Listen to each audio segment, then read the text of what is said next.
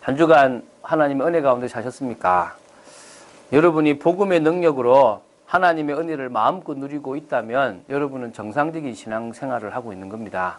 많은 분들이 이렇게 하나님의 은혜 가운데 있는 축복들을 못 누리고 있습니다. 죄송합니다.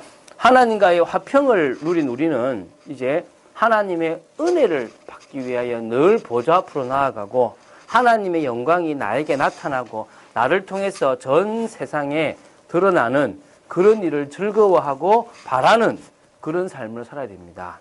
그래서 쉽게 말하면 예체질, 우리의 예체질을 하나님 앞에서 이제 뭡니까? 다 어떻게 하고요? 묻어버리고 이제는 새로운 믿음의 삶, 하나님이 창세기 1장, 2장에 나오는 그 삶보다 더 축복된 주님과 교제하는 삶을 살아야 될 것입니다. 자, 그러면 계속 질문하죠. 이제 율법을 지켜야 할까요? 지키지 않아도 됩니까? 자꾸 여기서 이제 교회가 혼란스러워해요. 율법을 지켜야 된다고 생각하는 교단이 있어요. 그래서 주일에 뭘 사먹지 않고 뭐 함부로 하지 않는, 그래서 뭔가 말씀대로 살아야 된다. 그게 또 새로운 신율법이다 라고 생각하는 사람이 있고요. 그리고 아니야, 이제 끝났어. 멋대로 살아도 돼. 우리가 제가 이번에 뭐 죽여주는 이야기라는 연극을 봐도 거기서 뭐라 그럽니까? 나 요 위에 그 교회 집사인데 나 회개하면 돼. 멋대로 살면서 회개하면 된대요.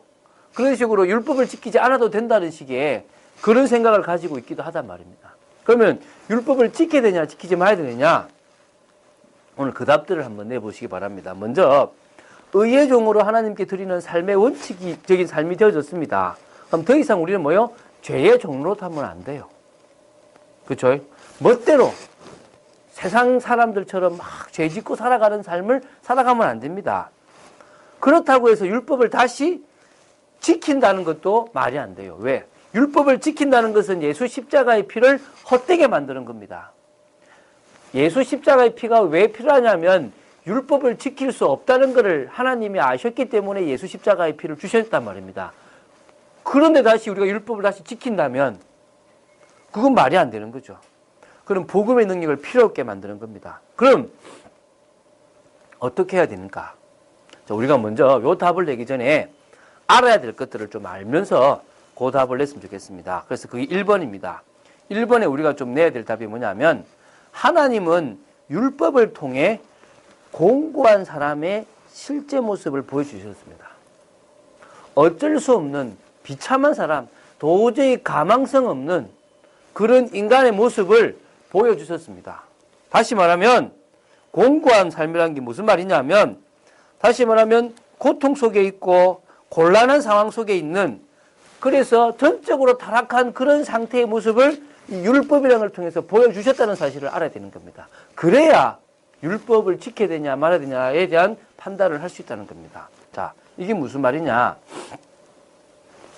창세기 3장 이후에 인간은, 이 모든 사람은 각자 나름대로의 자기 의를 가지고 있어요. 이해하시겠죠? 그 증거를 대보겠습니다. 창세기 3장 22절에 보면 하나님이 이런 말씀을 하세요.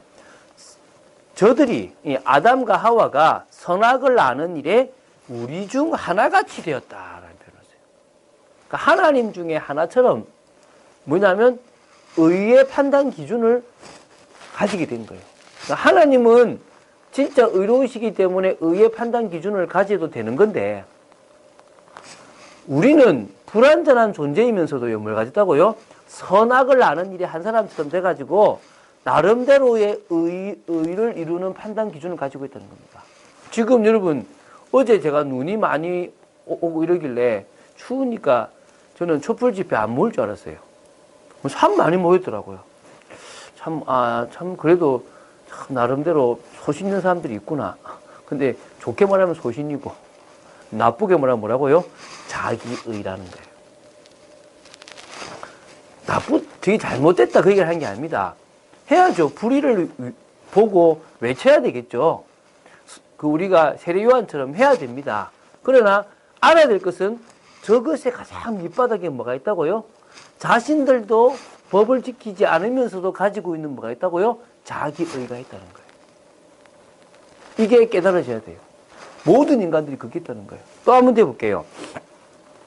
사사기 17장 6절, 또 사사기 21장 25절에 이게 여러분 사사기를 관통할 때 가장 중요한 핵인데요. 자기 소견에 옳은 대로 행하였다. 왕이 없으므로, 다스리고 지도해주는 왕이 없으므로 자기 소견에 옳은 대로 행하였다. 그러니까 자기의의 기준에 맞게끔 행했다는 거예요. 어떤 사람은 자기의의 기준이 아주 프리해요. 어떤 사람은 엄격하다는 거죠. 같은 걸 보는데 그거 해도 되지. 예를 들면 혼전성관계 지금도 하면 안 된다, 되다 이런 사람이 있고, 그거 뭐 어때서 시대인데. 요새 뭐 TV 드라마 보면 뭐 그냥 결혼 안 했는데 뭐 키스하고 뭐 껴안고 뭐 잠을 자고 너무 비일비재하잖아요. 그러면 청소년 머릿속에 뭐가 들어가겠습니까? 아, 결혼 전에 저렇게 해도 되는구나. 사랑하는 사람과 같이 스킨십하고 내 마음을 줘도 되는구나. 이 생각을 하게 된다는 겁니다. 그러면 자기의가 어떻게 되는 거죠? 낮아지는 겁니다. 그러다가 이제 뭡니까? 동성연애의 마음을 가진 사람이 죄스럽게 생각하다가 지금 어떻게 됩니까? 아, 그것도 괜찮은갑다. 아, 그것도 하나의 취향이고 하나의 성격인갑다. 이런 일들이 생기게 되는 겁니다. 자기 소견에 자기 기준대로 왜 저기 되냐? 괜찮은 거지? 라고 하는 그런 자기 나름대로의 기준선이 있다는 거예요. 이게 있다는 걸 알아야 됩니다. 또 하나 더 있습니다. 이사야 53장 6절이에요. 이게 뭐냐면 각기 제 길로 갔다 해요. 예수님께서 십자가에 죽으셨는데 인간은 그것을 외면하고 각기 제 길로 갔거든요. 그럼 그 제 길이 뭐냐면 자기 기준대로 간 거예요. 자기 의대로 갔단 말입니다. 자기 방식대로 갔다는 말이에요. 이게 모든 사람에게 있는 겁니다. 제가 사람들을 만날 때 좀 더 착한 사람이 있고 좀 덜 착한 사람이 있어요. 그걸 아주 강요하는 사람이 있고 강요하지 않는 사람이 있습니다. 남한테는 괜찮다고 하면서 아주 나름대로는 특별한 의를 가지고 살아가는 사람도 있습니다. 이런 것들이 다 자기의거든요. 자, 그런데요. 이사야 64장 6절에 이런 결론을 내립니다. 우리의 의는, 사람의 의는 더러운 옷 같다. 그래서 이 모든 죄악이 바람같이 우리를 몰아간다. 인간을 몰아간대요. 다시 말하면요. 율법을 주셨다는 것은 이 자기의라는 것을 이게 의라는 게 더럽다는 것, 이 의라는 게 부정하다는 것을 알려주기 위해서 율법을 주셨어요. 이걸 알기 전에는 뭐냐면 나는 괜찮아. 나는 그래도 잘 살고 있는데 뭐가 문제야? 라고 생각을 한다는 거예요. 그래서 율법을 지키기 이전에, 율법을 지킬 수 있다, 지킬 수 없다 이전에 각자 속에 죄성이 있는 밤에, 그것도 나오겠지만 뭐가 있다고요? 자기의가 있는 거예요. 나름대로 나는 거룩하고 나는 잘 살아간다, 나는 선하다, 나는 의롭다라는 나름대로 착각이 있다는 거예요. 율법을 통해 가지고요 공고한 사람을 만든다는 게 뭐냐면 넌 네가 생각하는 그 의가 더러운 옷 같아. 답이 없어. 이거를 먼저 알아라는 거예요. 두 번째, 율법을 통해서요 우리 모든 사람, 모든 인간이 뭐요? 죄인이고 이 죄의 본성이 모든 사람이 있음을 깨닫게 해주시는 겁니다. 그러니까 우리가 다 태어날 때부터 죄인으로 태어났는데 지금 예수를 믿고 나도 내가 예수님을 말미암아 의롭다함을 얻었다고 해도 우리 속에는 또 뭐가 있단 말입니까? 죄의 본성, 이미 더럽혀진 게 있다는 거예요. 우리가요 거룩하고 의롭고 선한 율법을 가졌어요. 사실 율법은요 거룩하고 또 의롭고 선한 거거든요. 그런데 이 율법 때문에 우리가요 죽음에 이르렀어요. 율법 때문에 우리가 사망에 이르게 됐다는 거예요. 이상하잖아요. 그래서 율법에서 벗어나야 된다 이런 말을 해요. 율법에서 벗어난다는 말은 율법이 악하다는 말이야.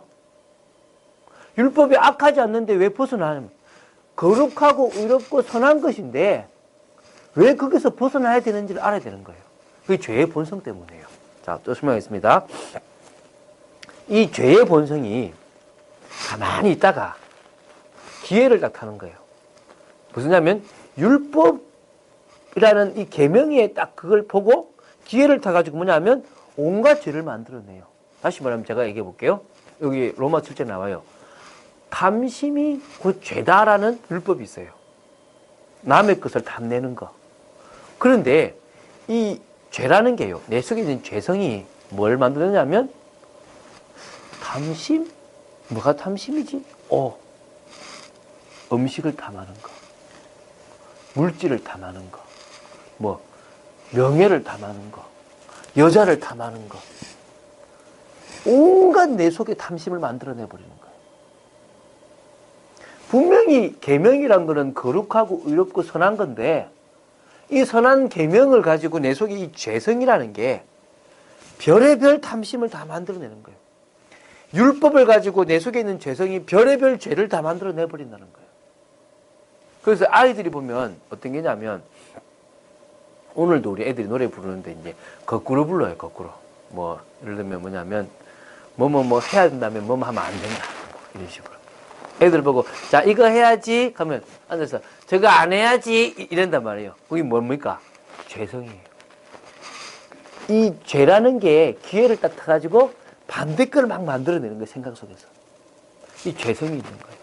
그러므로 말미암아 우리가 이 율법을 지키는 게 아니라 오히려 율법을 통해서 죄의 종이 되어버리는 거예요. 율법이 없으면 죄가 없는 건데 내가 죄성이 있다 보니까 율법으로 말미암아 온갖 죄 속에 빠져버리는 거예요. 그래서 하나님은 이 율법을 통해 가지고 사람 속에 있는 모든 죄성을 철저하게 드러내게 하시는 거예요. 이해가십니까? 저희 어머니가 참 올곧은 분이신데도 어떨 때 보면 너무 없다 보니까 이렇게 조금 이렇게 육신적인 어떤 그런 어떤 부분에 대해서 어떨 때는 이제 그냥 뭐 돈에 대해서는 이렇게 범죄하고 이런 건 아닌데 그냥 조금 이렇게 넘어갈 때가 있는 거예요. 뭐 이렇게. 그러니까 나쁜 건 아닌 건데 제가 볼 때 이게 우리 속에 있는 뭐냐면 이렇게 죄성들이 있더라는 거예요. 누구나 그런 게 있더라는 겁니다. 저도 있고. 다 보면 그 현실에 그냥 이 정도는 괜찮아. 다 이거 살잖아. 라고 하면서 하는 것들이 있더라는 거예요. 왜 그렇죠? 이 죄성 때문에 그래요. 오늘 우리가 율법을 지켜야 된다 말아야 된다 이전에 나의 내 속에 있는 의는 더러운 옷이다라고 인정해야 되고 나는 율법을 지킬 수 없는 뭐가 있다는 거죠? 죄성이 있다는 겁니다.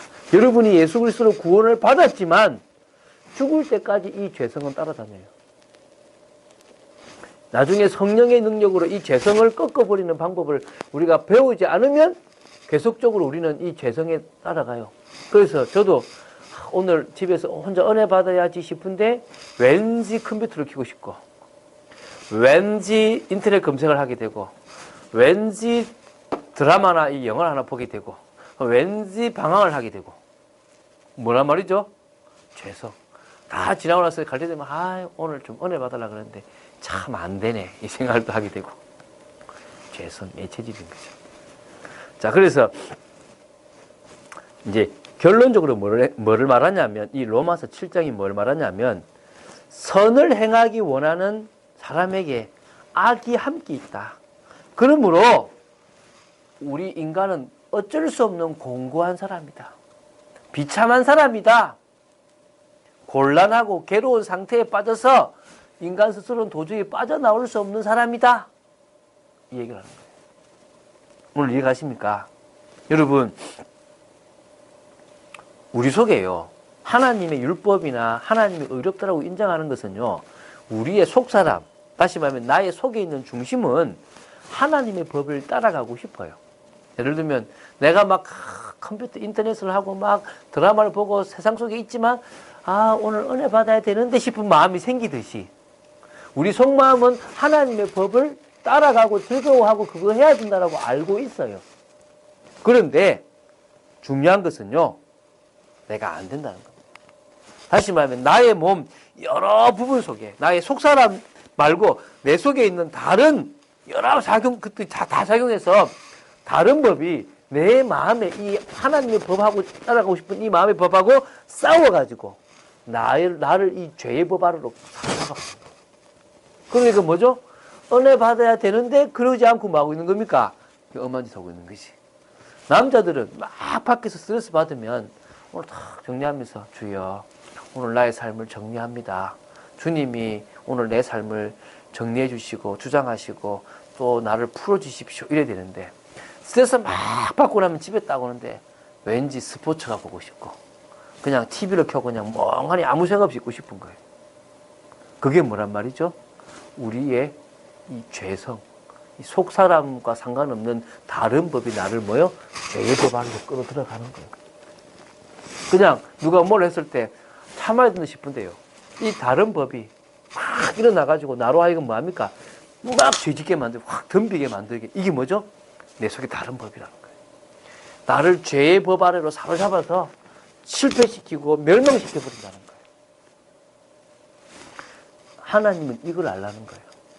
내가 구원받았고 내가 하나님의 은혜로 하나님 자녀가 되었지만 아직 이런 죄의 법이 지배할 수밖에 없는 내 몸의 상태가 내 속에 죄성이 그대로 있다는 겁니다. 그래서 오늘 고백하잖아요. 24절에 오호라 나는 공고한 사람이로다. 이 사망의 몸에서 누가 나를 건져내랴. 지금 무거운 주제를 하고 있습니다. 그래서 이 말씀을 들을 때 이거 뭐야 싶을 수도 있고 또 자꾸 눌릴 수도 있습니다. 눌리라고 하는 게 아닙니다. 쉽게 설명해 볼게요.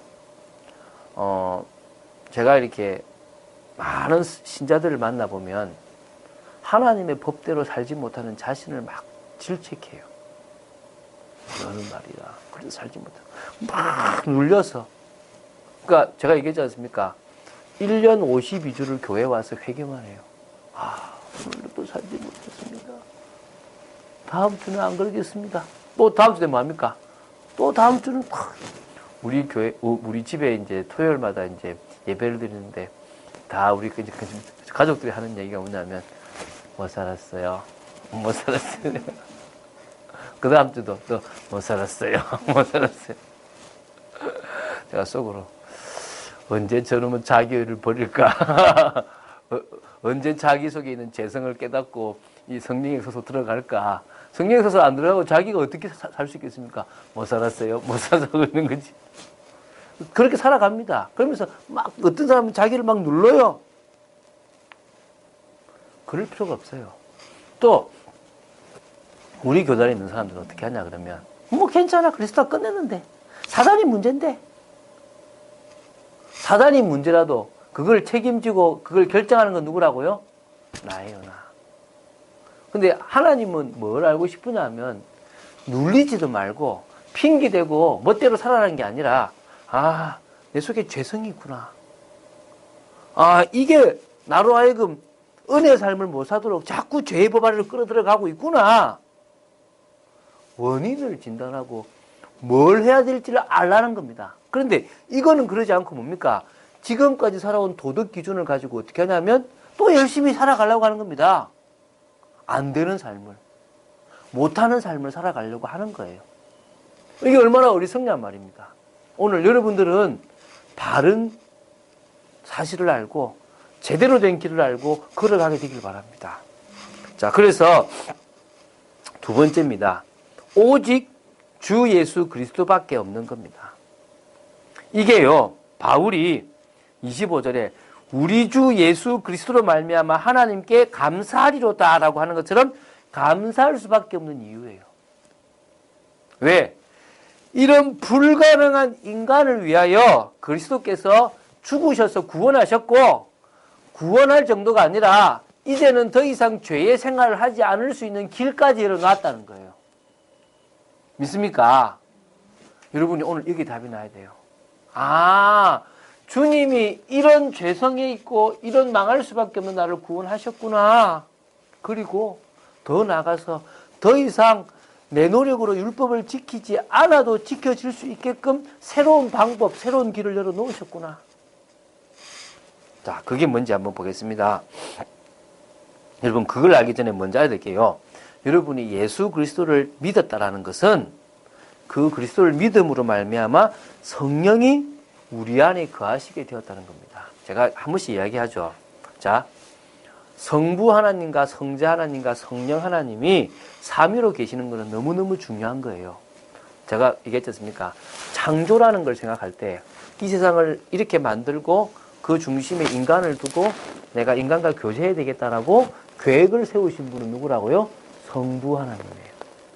근데 그 계획대로 이 땅의 천지 만물을 다 성부 하나님의 계획대로 다 만드신 분이 누구라고요?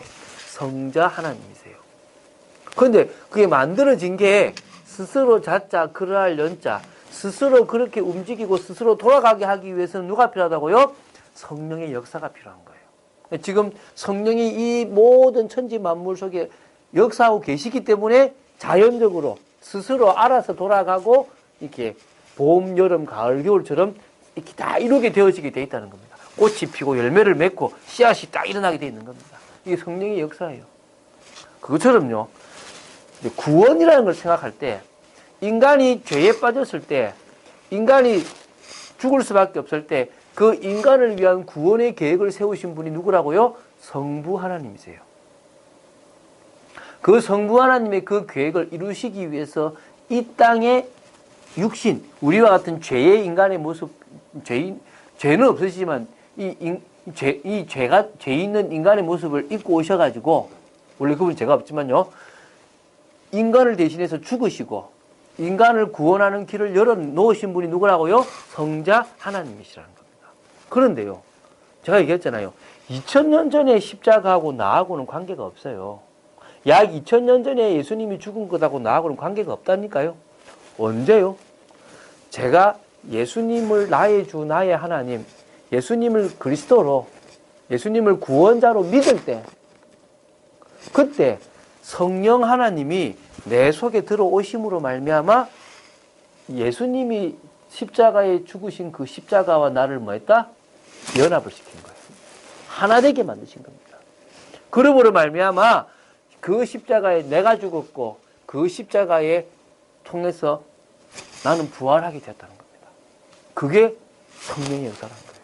그래서 우리가 예수 그리스도를 믿었다면 누가 오신다고요? 하나님의 성령이 오신다는 거예요. 그래서 저는 제대로 믿었냐 제대로 믿지 않았냐에 따라서 뭘 확인할 수 있냐면 바로 예수님이 나를 인격적으로 만나주시는 그 경험을 제대로 체험할 수 있냐 없냐를 알 수 있는 거예요. 꼭 눈으로 보이고 환상으로 보인다는 개념이 아니라 꼭 피부로 느낀다는 게 아니라 딱 내 속에 확신이 오고 믿음이 생긴다는 거예요. 누가 오셨다고요? 성령 하나님이 오셨다는 사실이에요. 이 말 이해가십니까? 이게 중요한 사실이에요. 여러분 속에 예수 그리스도를 통하여 성령 하나님이 거하시는 이게 중요한 겁니다. 왜? 이때 성령의 역사로 말미암아 우리는 누구도 정죄할 수 없는 그런 존재가 되어져 버린다는 거예요. 그래서 로마서 8장 2절에 그러므로 이제 그리스도 예수 안에 있는 자에게는 결코 뭐 없다고요? 정죄함이 없다. 믿으십니까?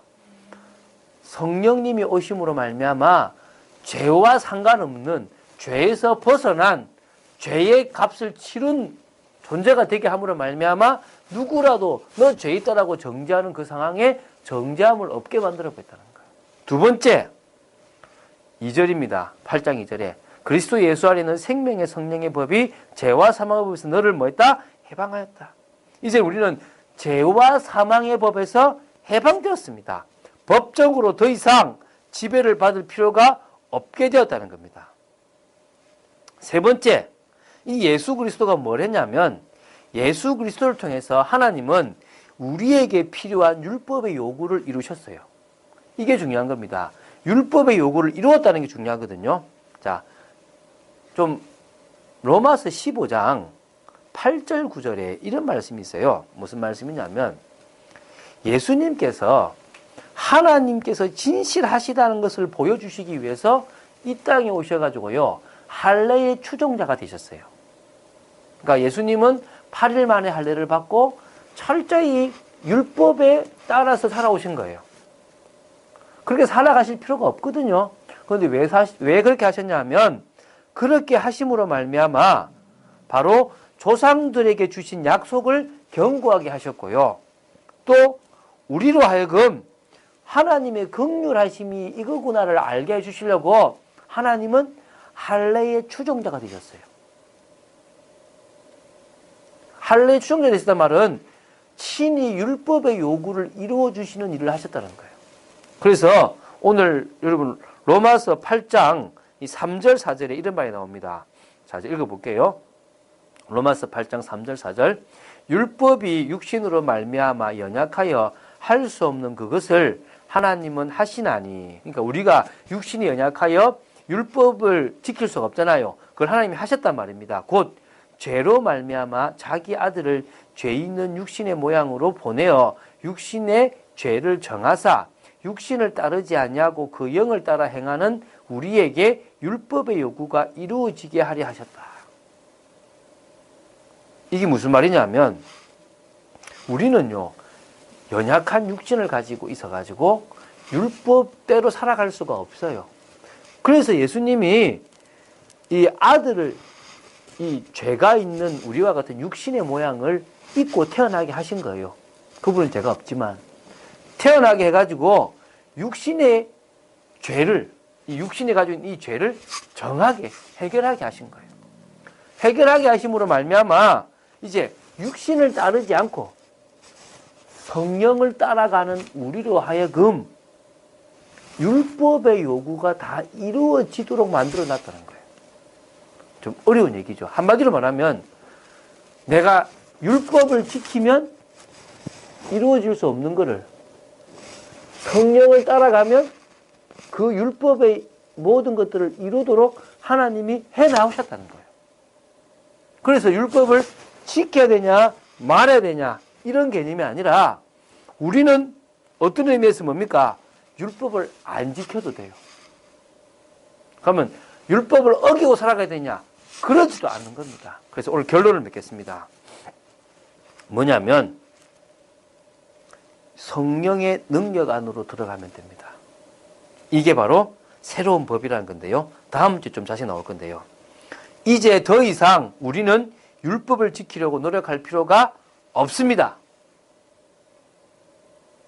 이해가 되십니까? 그러나 이 말은 율법을 어기고 자기 멋대로 자기 마음대로 살라는 말도 역시 아닙니다. 그럼 어떻게 되느냐? 이제는 예수 그리스도를 믿음으로 말미암아 내 속에 거하시는 하나님의 영, 이 그리스도의 영, 성령님께 나 자신을 드리면 돼요. 그분이 내 속에 내주하시기 때문에 그분을 따라가면 되는 겁니다. 그게 우리가 지켜야 될 생명의 성령의 법, 새로운 법이라는 겁니다. 더 쉽게 말하면요, 13절에 로마서 8장 13절에 나오는데 성령의 역사로 말미암아 몸의 행실을 죽일 수 있게 된다는 거예요. 다시 말하면 나는 죄성이 있어가지고 내 인간적인 방법으로는 내 몸의 행실을 죽일 수가 없단 말입니다. 그런데 성령의 능력을 덧입는다면 우리는 말 수 있단 말입니까? 쉽게 말해서 뭐 할 수 있다? 몸의 행실을 죽일 수 있다. 그래서 오늘 제목을 뭐라 그러냐면 공고한 사람을 바꾸는 성령의 능력이라는 거예요. 그래서 여러분 그냥 성령의 능력으로 들어가도 되고 안 들어가도 된다는 게 아니라 성령의 능력으로 들어가지 않으면 죄의 생활을 하게 돼요. 이 말 이해가십니까? 여러분이 성령의 역사 속으로 들어가고 말씀을 따라 살지 않으면 그 말씀이란 것이 다른 율법을 말하는 게 아니라 주님이 우리에게 새롭게 주신 그 말씀을 따라간다면 우리는 되는데 그 말씀을 어기고 다시 말하면 율법이 아니고 성령을 따라가지 않는다면 우리는 역시 뭡니까? 죄의 생활 속에 그대로 있다는 겁니다. 주님은 우리가 뭐 하기를 원한다고요? 성령을 따라가기를 원하는 거예요. 그래서 로마서 8장 다음 주에 볼 것은 뭐냐면 이 성령을 쫓아 살아갈 때 우리에게 오는 축복들을 이야기해야 돼요. 양자의 영도 받게 되고 우리가 상속자가 되고 그 사랑에서 끊을 수 없는 존재가 된다는 겁니다. 조건은 딱 하나, 뭐 하면 된다? 성령의 역사를 따라가면 된다. 성령의 생각을 따라가면 된다는 거예요. 그래서 여러분들이 고린도전서 2장 10절부터 14절에 나오는 성령에 대한 이야기, 또 요한일서 2장 20절에서부터 27절에 나오는 성령에 대한 이야기들을 조금 참고로 보시면 성령에 대한 것들을 좀 알게 됩니다. 자, 다시 한번 정리할게요. 자, 8장을 하기 전에 우리는 지금 5장 하나님의 축복을 누리는 게 로마서 5장 축복을 누리는 게 가장 중요합니다. 근데 그 축복을 누리기 위해서는 조건이 뭐란 말입니까? 6장 더 이상 죄의 생활에 가하면 된다 안 된다? 안 된다는 겁니다. 의의 종으로 살아가야 돼요. 근데 7장은 뭐라고요? 우리는 그렇게 할 수 없도록 우리 속에 뭐가 있다? 죄성이 있다. 그래서 율법으로 이 죄성을 드러나게 했다. 그래서 이제 8장 뭐가 필요한 거죠? 성령의 역사가 필요합니다. 성령을 쫓아가면 몸의 행실이 죽어질 수 있고 우리는 뭐 율법의 요구를 이루어갈 수 있고 하나님이 원하시는 축복의 삶을 살아갈 수 있다는 겁니다. 믿습니까? 오늘 그걸로 담나야 돼요. 그래서 오늘은 나를 보는 시간.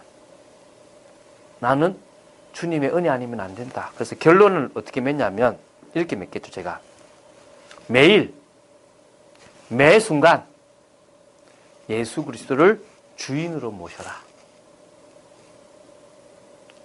아멘입니까? 매일 매 순간 딱 눈을 뜨면 제가 아는 우리 사람이 있습니다. 아침에 딱 눈을 뜨면 스마트폰을 정시기도를 합니다. 그래서 딱 봅니다. 뭘 보는지 제가 이야기합니다. 야야, 아침에 주님 앞에 기도해라. 근데 걔는 아직 그걸 몰라요. 근데 저는 아침에 딱 눈을 뜨면 딱 컴퓨터 앞에 앉아서 뭐 하냐면 오늘도 주님은 내 인생의 주인입니다. 오늘도 주님이 나의 인생을 책임져 주십시오. 라고 기도합니다. 이해가십니까? 왜 그래야 되느냐? 옛사람은 죽었지만 옛사람의 영향을 받은 뭡니까? 죄성이 그대로 우리 속에 남아 있습니다. 구원받은 우리에게도. 그러므로 바울은 고백하기를 고린도서 15장 31절에 나는 날마다 죽는다. 날마다 죽는다는 것은 뭡니까? 날마다 주님을 주인으로 모신다. 나는 십자가를 붙잡는다. 그 의미입니다. 그래서 오늘부터 여러분들은 딱 순간에 딱 차를 타든지 밥을 먹든지 아니면 일을 하기 전이든 일을 마치든 일을 하다가 중간이든 오늘도 저는 또 주님을 주인으로 모십니다. 주인 되신 주님이 성령으로 나에게 역사하여 주시옵소서. 그렇게 기도할 때 성령님은 우리의 모든 것을 책임질 줄로 믿습니다. 기도하겠습니다. 어려운 이야기를 합니다. 하나님, 지혜를 주십시오. 알게 하여 주시옵소서. 깨닫게 하여 주시옵소서. 죄성을 가진 저희들이 이 하나님의 성령의 역사가 아니면 살아갈 수 없는 존재임을 고백합니다. 아버지 하나님, 저희들이 하나님의 법을 즐거워하지만 그 법을 따라가는 것이 아니라 오히려 우리 속에 있는 이 죄가 우리를 다른 법 아래로, 저 죄의 법 아래로 끌어들여서 우리를 죽게 만들고 우리를 죄짓게 만듦을 고백합니다. 그래서 오늘도 그리스도로 말미암아 감사드리며 오늘도 그리스도로 말미암아 성령의 역사 속으로 들어가기를 간절히 소망합니다. 성령께서 저희들을 주장하여 주시옵시고 은혜를 내려 주시어서 우리의 의가 버려지게 하시고 죄성이 죽게 하여 주시고 진정으로 오늘도 주님이 원하시는 의의 종의 삶을 살아가도록 인도하실 줄로 믿습니다. 참 평안과 참 안식의 삶을 살아가게 하실 줄로 믿습니다. 주 예수 그리스도 이름으로 기도드립니다. 아멘.